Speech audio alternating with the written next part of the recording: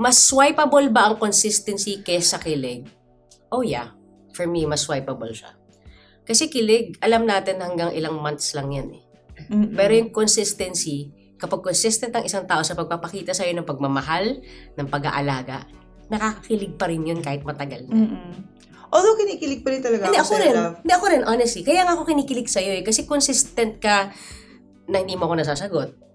Sa mga text ko, consistent ka late. Matangin na late sa ako. Hindi, ibig ko sabihin, siguro, because of the person you are. Not because of the things you do for me. Gets mo? Parang, crush ko yung mga bagay na ginagawa mo. Like, bilib ako sa'yo. I mean, inaalagaan mo ako, but it's not because of what you do for me. It's just that, how I see you. Doon ako, oh shit.